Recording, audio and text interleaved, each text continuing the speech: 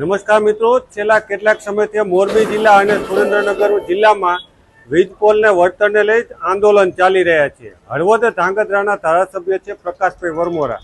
પ્રકાશભાઈ વરમોરા આજે પોંટ ગામે મુલાકાતે પહોંચ્યા હતા વીજ પોલને વળતરને લઈ. વીજ પોલને વળતરને લઈ ત્યાં પહોંચ્યા હતા અને ત્યારબાદ ખેડૂતો દ્વારા રીતસરનો તેમનો ઉધડો લેવામાં આવ્યો હતો. ખાસ કરીને વીજ પોલના વળતરને લઈ અલગ અલગ પ્રશ્નો કરવામાં આવ્યા હતા. ખેડૂતોનો એ પણ રજૂઆત હતી કે તમે જો મોરબી તાલુકાના જેતપર ગામે જઈ શકતા હોય તો પોંટ ગામે કેમ ન આવી શકો? પોંટ ગામના પણ તમારા મતદારો જ છે. આમ તો હળવદ ધાંગધ્રાના ધારાસભ્ય છે પ્રકાશભાઈ વરમોરા. આ પ્રકાશભાઈ વરમોરા જ્યારે કોઈ સોશિયલ મીડિયામાં વિડીયો કે પોસ્ટ મૂકે ત્યારે અવારનવાર તેની સામે કોમેન્ટ થતી હોય છે કે તમે હળવદ અને ધાંગધ્રા બે વચ્ચે અંતર રાખો છો, એટલે કે ધાંગધ્રા તાલુકો છે તેની સાથે ઓરમાયું વર્તન રાખો છો. અને આ ઓરમાયા વર્તન લઈને અવારનવાર તેઓ સોશિયલ મીડિયામાં ટ્રોલ પણ થતા હોય છે. પરંતુ આજે તેઓ ધાંગધ્રા તાલુકાના કોંટ ગામે પહોંચ્યા હતા. કોંટ ગામે પહોંચતાની સાથે જ ખેડૂતો દ્વારા રીતસરનો ઉધડો લેવામાં આવ્યો હતો. ખેડૂતોની એક જ વાત હતી કે તમે જેતપર જઈ શકતા હોય, જ્યાં તમે મત વિસ્તાર નથી તો કોંટ ગામે કેમ ન આવી શકો?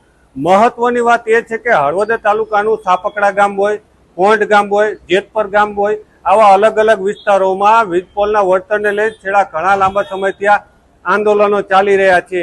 જેતપર ગામે પણ રાજ્ય કક્ષાના મંત્રી કાંતિલાલ અમૃતિયા તેમની સાથે પ્રકાશભાઈ વરમોરા પહોંચ્યા હતા અને તેઓની રજૂઆત સાંભળી હતી.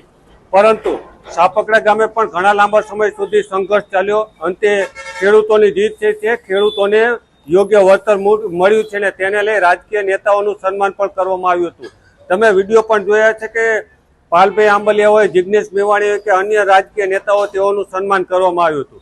કોંટ ગામે પણ ઘણા લાંબા સમયથી આ વળતરને લઈ સંઘર્ષ કરવામાં આવી રહ્યો છે અને આ સંઘર્ષને લઈ અને તેમની રજૂઆતો આજે હળવદ ધાંગધ્રાના ધારાસભ્ય પ્રકાશભાઈ વરમોરા સાંભળવા પહોંચ્યા હતા. પરંતુ સાંભળતા હતા અને તે દરમિયાન જ એક પ્રકારનું કહેવાય કે લોકોમાં આક્રોશ હતો કે અત્યાર સુધી ધાંગધ્રાના ધારાસભ્ય ક્યાં ગયા હતા, કેમ અત્યાર સુધી ન આવ્યા, કેમ લોકોના પ્રશ્નો ન સાંભળ્યા, તેને લઈ ભારોભાર આક્રોશ જોવા મળી રહ્યો હતો.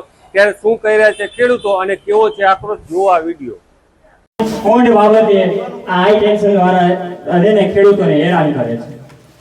તો ગામનો પ્રશ્ન એવો છે કે જેતપુર તમને પેલા દેખાણું તો સાહેબ તમને કોંટ પેલા કેમ ન દેખાણું? કોંટ તો પછી હતું, જે કોંટ પેલા હતું અને જેતપુર પછી હતું. સમજી ગયા? બીજું વસ્તુ તમે એમ કહો છો કે આપણે મુખ્યમંત્રી સાથે રજૂઆત કરી હતી. મુખ્યમંત્રી યારે રજૂઆત કરી હતી, 1 મહિનો થઈ ગયો, હજી હાઈ ટેન્શન લાઈન બાબતે સરકારનું કોઈ પણ સ્ટેન્ડ નથી. અને આપણા કૃષિ મંત્રી એમ કહે છે કે જ્યાં લગીન ખેડૂતોનો પ્રશ્ન નિકાલ નહીં કરવામાં આવે ત્યાં સુધી કોઈ ખેડૂતોને હેરાન કરવામાં નહીં આવે. તો અત્યારે કામ ચાલુ છે, કામ બંધ કરાવો સાહેબ. બધાને રિક્વેસ્ટિંગ કહો કે કામ બંધ રખાવો. જ્યાં લગીન ખેડૂતોનો મુદ્દો સોલ્વ ન આવે ત્યાં લગીન એને પ્રકાશભાઈ કોઈ તમારી આરે રહ્યું છે અને ભવિષ્યમાં રહેવાનું છે તો હવે તમારી જવાબદારી આવે છે. જ્યાં લગીન નિર્ણય ન આવે ત્યાં લગીન તમામ કોંટના ખેડૂતો અહીંયા બેઠા છે અને તમે પણ બેસો અને તમારામાં એટલી શક્તિ ન હોય તો તમે સરકારને કહો.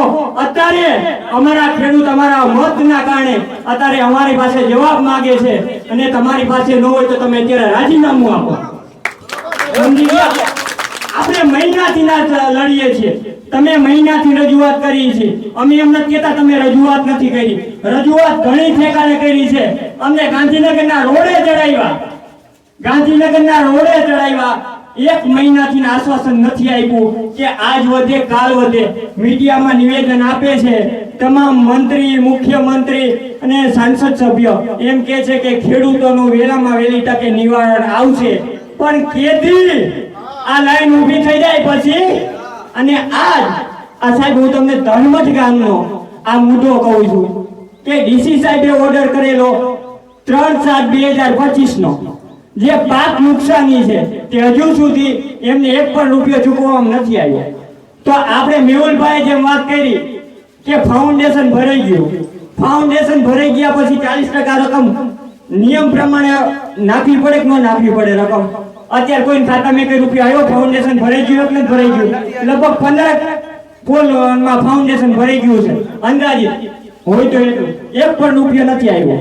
તે સિવાય તમે કલેક્ટરને એમ કહો જે બાજુનો સર્વે નંબર છે, કલેક્ટરે બીજી કેવી ભૂલ કરી કે જે સર્વે નંબરની અંદર પોલ આવે છે ને એ સર્વે નંબરથી જે કોઈ 67 મીટરનો કોરિડોર હોય ને 67 મીટરની કોરિડોરની જ અંદર હુકમ કરેલો હોય છે. કલેક્ટરે શું કીધું એના આજુબાજુના સર્વે નંબરમાં હાલવાનો રસ્તો કે વાહન જવાની પરવાનગી આપી છે. આ તો કઈ રીતે મારી વાડીને થાંભલો આપીને બાજુવાળાના રસ્તો કાઢી દેવાનો, એને વળતર નહીં દેવાનું, એને મફત. એ તો વાત ધ્યાને લેવી પડે ને. આ એક રદ કરવું પડે. આખા ગુજરાતની અંદર ક્યાંય આવો કલેક્ટરે હુકમ નથી કર્યો કે આજુબાજુ વાળા સર્વે નંબર વાળાને હાલવા ચાલવાનો રસ્તો દેવાનો. આ ખાલી આપણા સુરેન્દ્રનગર જિલ્લાના જ કલેક્ટરે કરેલું છે. અને તે સિવાય જે તાણીઓ ખેંચે ને કલેક્ટર કોઈને નોટિસ નથી આપતા અને એમના કંપની વાળા તાણીઓ મારી દે છે. તો એવી કે કલેક્ટર નોટિસ આપે, જે 67 મીટરની કોરિડોરની બહાર કામ થાય છે ને 67 મીટરની બહાર જે તાણીઓ આવે ને એને કલેક્ટર નોટિસ આપે અને સાંભળે અને પછી જે ખેડૂતની સહમતિ હોય ને તો જ એમાં તાણીઓ નાખે, નકર ન નાખે. આ રેના બધા ગામજનોની લાગણી અને માગણી છે. તો તમે અમારી એવી માગણી છે કે જ્યાં સુધી નિકાલ ન આવે ત્યાં સુધી અમે બેઠા છીએ, તમે બેઠા છો સાક્ષીમાં. અને એમ કીધું કંટર હવે હાઈકોર્ટમાં ગયા. ખેડૂત અહીંયા વાડીએ મજૂર નથી મળતા મારા જેવાને, પાવડો લઈને નાકા વારવા કે હાઈકોર્ટમાં ત્યાં જાવું, સુપ્રીમમાં જાવું. ખેડૂતોની આટલી છે તો એમ કહો કે અમને સુપ્રીમ ને હાઈકોર્ટ લગી ચડાવવા છે. તો અમારે રે ને આવનારી 2027 ની ચૂંટણીમાં આખું કોણ ગામને મતનો બહિષ્કાર કરવો છે, બરોબર ને? બહિષ્કાર કરવો છે મતનો. અમારો નિકાલ ન આવે અમે તમને ગાંધીનગર મોકલી અને અમે અમારું એક મત મૂલ્યાંકન છે, તમે એનું કઈ અમને રિઝલ્ટ ન આપો તો અમારે સુપ્રીમમાં હાઈકોર્ટમાં જવું હોય તો બધા સહમત છો ને 2027માં આપણો મુદ્દો જ્યાં લગી નિકાલ નહીં આવે તો 2027માં સમગ્ર કોંઢ ગામ ચૂંટણીનો બહિષ્કાર કરશે. હા કે ના? મને જવાબ આપો.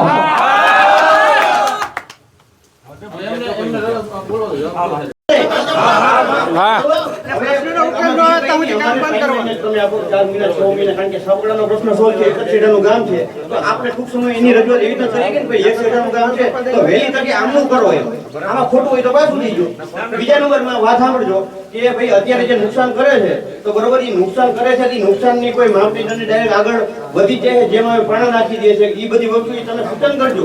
પોલીસ હેરાન કરે છે અમુકને, એ વસ્તુ એનું સમાધાન લાવવાનું પેલા નિરાકરણ લાવજો. બીજા નંબરમાં કે ગામને જે પ્રાણ પ્રશ્નો હોય જ્યારે ન પહોંચતા હોય ત્યારે તમારે સુધી આવ્યા હોય. બાકી અહીંયા કણે બેન ખરું બોલતા મને આવડતું તમને આવડતું. આપણે તો એક જ વાત છે કે બધાની ન્યાયની વાત હું કરવા આવ્યો છું. બધાની આગેવાનો બધા ન બોલ્યો તો એના હિસાબે અને આપણે બધાની વાત અને વાચા મૂકી છે. બીજા આપણે તમારી એને કોઈ પ્રશ્ન વ્યક્તિગત નથી, મારે વ્યક્તિગતમાં સાધવાનું નથી, બરોબર? પણ આપણે એક જ વસ્તુ ગામની ન્યાય મળો. ગામથી વિશે હું નથી, કોઈ તમે ન હોય, ગામના આગેવાનો ન હોય, ગામ જ પ્રાથમિકતા હોય બધાની. અને અમારા માટે તો પહેલેથી રહીને હવે તો રહેશે જ. એટલે ટૂંકમાં અમે એમ કહી છીએ કે બને ત્યાં ત્યાંનો નિકાલ વહેલી તકે કરજો, કારણ કે અમારા ગામમાં આવનારી બીજી 8-9 લાઈનો નીકળે છે, બરોબર? એટલે એક આ પહેલી લાઈનમાં સમાધાન થયું તો આવનારી લાઈનમાં થઈ છે, નકર એકેયમાં નહીં થાય.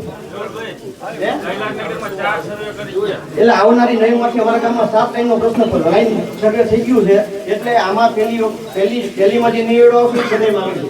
એટલે આપણે તમને એમ કે વહેલી તકે કરો તો આનું વળતર મળે. આવનારી લાઈનનો સર્વે ચાલુ છે, 2-4 મહિના 6 મહિના કામ ચાલુ થાય છે. તો એના બાબતે આપણે વહેલી તકે નિવેડો લાવશું તો એ લાઈનને વળતર બધાને યોગ્ય મળશે. તો આખા ગામનો પ્રશ્ન છે આવો, તો આખા ગામ તમારે હારે આવ્યું છે તો અમારી અપેક્ષા છે તમે આખા ગામ હારે દો, બરોબર? બીજા નંબરમાં કે અમારા ગામમાં 9 લાઈનના અંદાજે 250 થી 350 થાંભલા થાય, 1200 થી 1500 વાડીઓ થાય, 2000 પ્રશ્નો લાગેલો છે, તમે 2000 માણસનો થઈ હોય એટલી તમારી લાગણી દુબણી માણસનો જાહેરમાં કહીશ. અમે અહીંયા કઈ સભા કરતા ને જે માણસ હતું ને એ માણસ નથી. આ જાહેરમાં હું બોલીએ કે બીજો નહીં બોલીએ, બરોબર?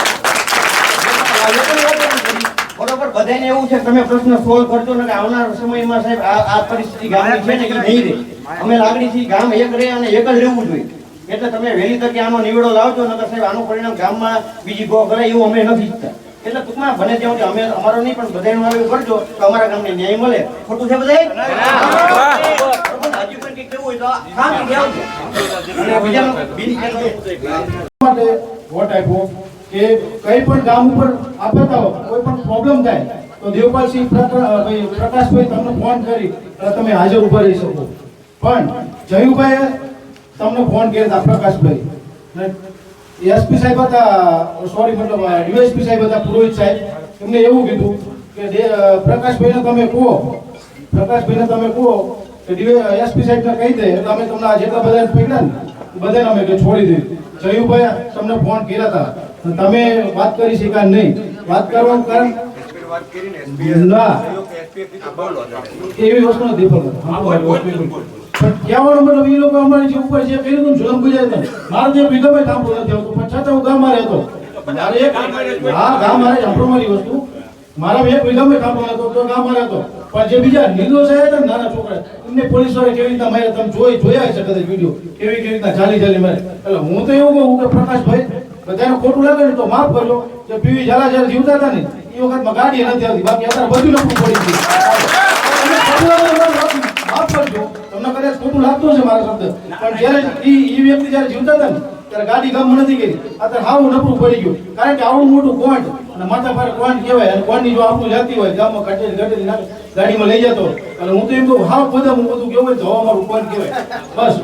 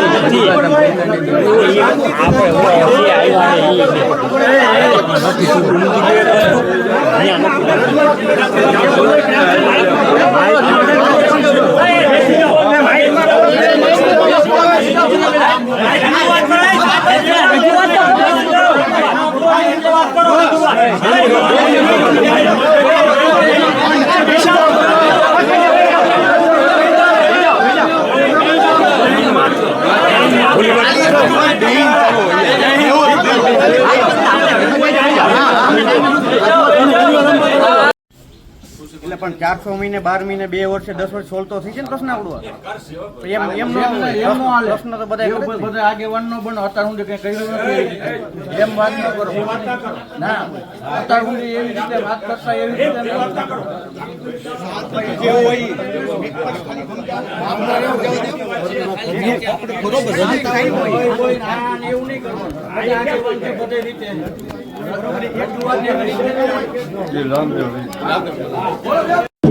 તમને મોટા કર્યા છે, ગાંધીનગર મોકલ્યા છે, ચંદુભાઈ શિવરાને દિલ્હી મોકલ્યા છે. ખબર છે આપણે મહિનાથી મુખ્યમંત્રીને 2-3 વાર રજૂઆત કરી, પણ કઈ એનો નિકાલ જ નથી આવતો. કાલ અમે તમારી હારે આવશી તો એ મુખ્યમંત્રીએ શું કીધું કે તમારી જંત્રી વધારે, અમારા જંત્રી પ્રમાણે જંત્રીમાં પડવું જ નથી. કદાચ હવે એમ કેમ કે સરકાર આ 382 ખેડૂત જોઈ લે, કોઈને 382 દેતા હોય તો આમાં 382 નથી. ખેડૂતો સેવા જ કરવી છે, સમજી ગયા. આ 382 રૂપિયા તમને ચૂકવવાના હોય ને સરકારને, તો 382 અમારે એક પણ ખેડૂત નથી. અમારે 382 રૂપિયા જોતા જ નથી, અને જે દેતા હોય એમને સરકારની તિજોરી જમા કરી દેવા છે. સરકારને વળતર વધારવું જ ન હોય તો કઈ નહીં, અમારા વખતે સાથી ઉપર થાંભલા નાખે અને બળજબરી પોલીસની હાજરીમાં નાખે તો ભલે અમારે 382 ન જોતા. અમને એમ તો થશે કે આ તો એમ થઈ છે કે ખેડૂતે વળતર જે બોલા કૂતરે નાખો રોટલો નાખે ને બરકું લલચાવે એવી રીતના ખેડૂતોને લલચાવે છે ખેડૂતોને. આ રેને આ સિસ્ટમ ખોટી. તમે સાહેબ એમ કીધું કે કોર્ટનો રસ્તો છે, સાહેબ કોર્ટનો રસ્તો છે એ વાત સાચી છે, પણ ગાંધીનગરની અંદર કે તમને અમે ધારાસભ્ય તરીકે મત દઈને ચૂંટ્યા અને સચિવાલયની અંદર મુખ્યમંત્રીને બેસાડ્યા, સચિવાલય સચિવ તલાટી ધારાસભ્ય કે કોઈ પણ હોય કે આ બધી આખી સિસ્ટમમાં અમારે કોર્ટમાં જ જવું હોય તો આ સિસ્ટમમાં અમારે શું કામ છે? એ મને આ જવાબ દો. અમારે કોર્ટમાં જ જવું હોય તો આ સિસ્ટમમાં અમને શું કામ આવશે? સ્વાભાવિક છે ને, આ જસી આજ તે આપણે ધાંગધ્રાનો વાવડીનો મુદ્દો કરીએ તો ઈ કોર્ટમાં ગયા, સેશન કોર્ટે સ્ટે લઈ આવ્યા, તો આપણા એસડીએમ એમ કીધું હું તમારા કોર્ટ